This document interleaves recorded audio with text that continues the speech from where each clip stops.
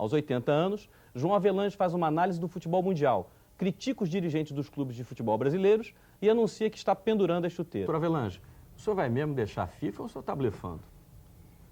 Não, depois de meditar, e tenho o direito de ter o meu pensamento.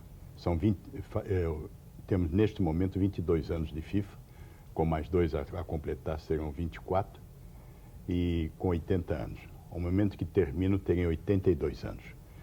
Eu me fiz uma pergunta, se de 82 a 86, que seria o período de mais um mandato, se a minha condição física e intelectual seria a mesma. Se for, me aplaudirão. Se não for, vão dizer que aquele velho está incomodando. E eu acho que tudo tem o seu limite e tudo tem o seu momento. E eu tenho uma frase que eu levo comigo a vida toda.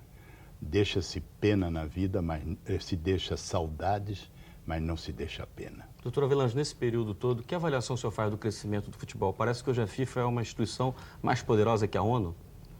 Bom, ela tem mais países do que a ONU. São quantos? Agora deverão ser 202. Além de ter o quantitativo, não vamos levar por isso, mas uma decisão da FIFA, ela é respeitada em todos os continentes. Nunca precisou mandar tropa como a ONU, né? Exatamente. E muitas vezes o senhor veja, no caso da Iugoslávia, quantas dissensões dentro dos grandes existiu e nada foi feito. Então, a FIFA decide pelo seu comitê executivo, comunica e é respeitado. Se não for respeitado, tenha a pena e isto lhe pesa muito. Por exemplo, vamos supor que amanhã um clube brasileiro não queira se subordinar à lei da FIFA. Eu o suspendo ou ele se retira e todos os jogadores, todo mundo está livre. Então veja o que representa de prejuízo. Não poderá jogar no exterior, não poderá receber ninguém. Enfim, tem que ficar só naquele joguinho do dia e noite aqui dentro do seu país. O senhor é de uma geração que o dirigente esportivo entrava por a administração de um clube, de uma entidade, por amar o esporte. O senhor, como torcedor, nesse período, quais são as maiores alegrias que o senhor teve no futebol? Bom, eu tive imensas. Eu acho, por exemplo, jogadores que me deixaram saudades. Um foi o Domingos da Guia. Quer dizer, são alegrias que ele me deu na minha juventude. Antes dele, vi Friedenreich, foi um fenômeno. Depois, vi outros jogadores de valor imenso. Jaguaré, que foi um goleiro, um homem, devia ter 1,90 m e poucos, magro e um fenômeno dentro do arco. Fausto, da mesma categoria.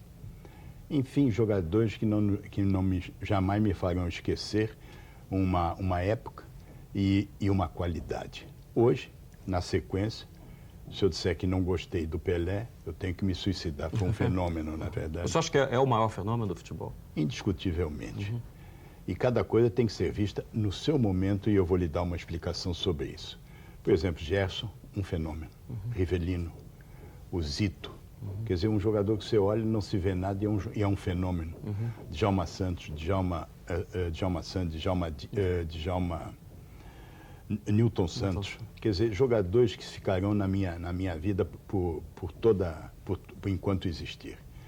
Outro que me deixou uma sensação muito boa pela sua inteligência, pela sua capacidade, foi o Tostão. Tostão caminhava com a bola sem olhar para ela. Via só o adversário e a bola estava no pé como se tivesse um imã. Quer dizer, são jogadores que não se repetem.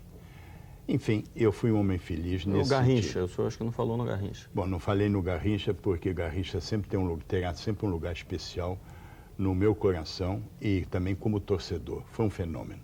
Indiscutivelmente, esse jogador foi diferente de todo mundo. O senhor faria uma comparação do Garrincha com o Pelé?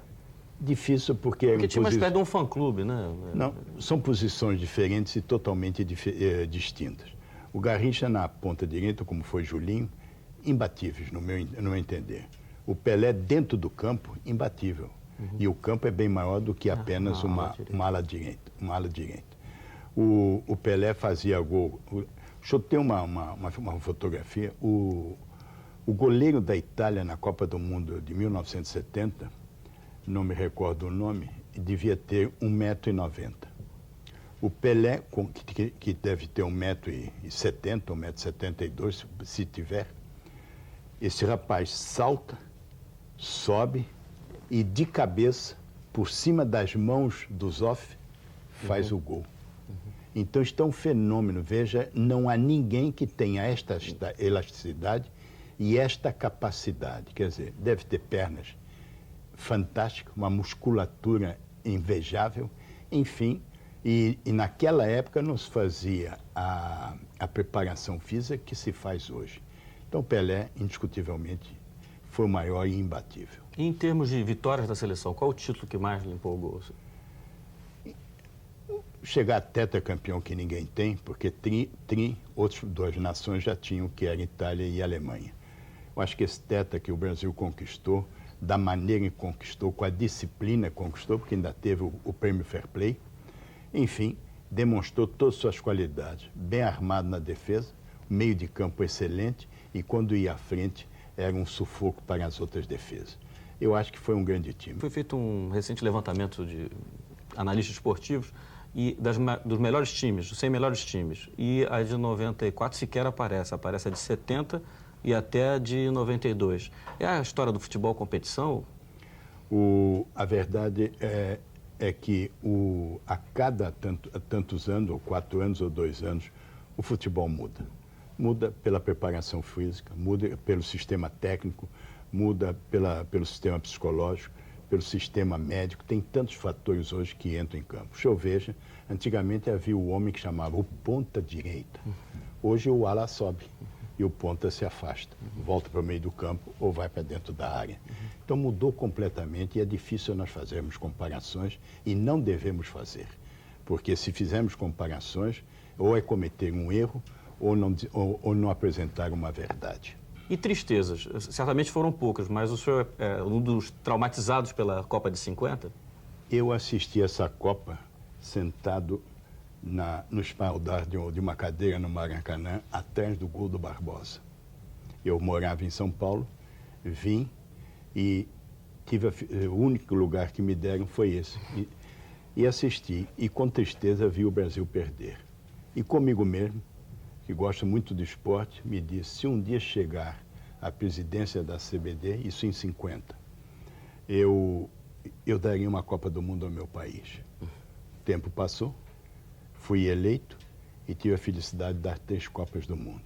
Mas modificamos todo o sistema de trabalho. Primeiro, eu me lembro, eu era menino, devia ter 10 anos, meu pai me levou para ver uma seleção brasileira que estava concentrada no estádio São Januário. E eles estavam na hora do almoço. E meu pai fez uma pergunta ao jogador. O senhor almoçou bem? E a resposta era bem daquela época. Ô, doutor, eu estou cheio. Por quê? Ele pegava o feijão, o arroz, a farinha, ele amassava bem, com uma colher e com uma caneca de água. Se entupia. Ele se entupia. Então ele estava cheio, ele estava sério, mas não estava alimentado. Então o que é que fizemos? A parte médica, rever tudo, inclusive os dentes. E com isso, a preparação física. Eu me lembro que eu era rapaz, jogava waterpolo e nadava, cheguei a ter 7 litros de capacidade pulmonar. Hoje, na minha idade, devo ter 4,5, 5. Veja a importância que é. Se eu pegar um jogador de futebol neste momento, normal, ele vai ter 1,5, 2. Doutor Avelange, qual a explicação para o senhor dar? Nós temos uma seleção brasileira estupenda nos últimos anos e a decadência dos clubes. São 2 aspectos diferentes. O aspecto do clube é um aspecto financeiro que é administrativo. Eu fui presidente da CBD, fui presidente da FIFA e não sou torcedor. Não, o senhor é torcedor do Fluminense. Bom, isso é uma outra coisa. Eu sou um filho que posso Aliás, dizer... deixa eu abrir um parênteses. O senhor não deu nenhuma catituada junto ao seu genro, Ricardo Teixeira, para o Fluminense não cair para a segunda divisão, não? Jamais faria isso, e se ele me tivesse perguntado, eu diria a ele que em regulamento não se mexe. Porque na FIFA não mexe. Depois que a decisão... Mas com o coração sangrando, né? Bom, isso é um outro problema interno, é meu, mas eu acho que a lei é a lei, e quando nós aplicamos a lei, estamos sempre com a razão. Eu não modificaria em maneira nenhuma. Eu acho que a decisão que foi tomada foi correta, foi certa e foi bem aceita pelo Fluminense. Ele compreendeu que o que foi mal administrado. O senhor não, eu tenho, nos meus relatórios do tema da CBD, eu tenho uma frase que me acompanha a vida toda. Administrar é não deixar faltar recursos. Então, o senhor vem para uma missão. Antes de mais nada, o senhor vai ver qual é o seu orçamento. O senhor tem orçamento? Não. Então, vai procurá-lo. Aí, então, o senhor pode fazer o seu programa. Não pense que o senhor vai botar um time do Flamengo, do Vasco, coisa, que é um programa sem estar uma retaguarda. A retaguarda são os recursos. Então você acha que os clubes são mal administrados, é isso? Eu acho que estão mal administrados. Não só os clubes, mas muitas outras. O senhor veja o voleibol como se saiu. Bem administrado. A CBD, como tem se saído nas competições, desde a Copa do Mundo, portanto, 2 anos seguidos, é cabeça, é top da lista do ranking mundial de seleções. Por quê? Porque está bem administrado. Eu não estou entrando em considerações se o presidente é A, B, C ou D. Estou apenas uma apresentação, uma forma como nós vemos o futebol. Eu agradeço muito a sua presença. Vamos ver se na hora H o senhor não fica motivado para disputar mais um mandato lá na FIFA. Não, é terminante. Na semana que vem a gente se encontra com outra entrevista especial. Até a próxima.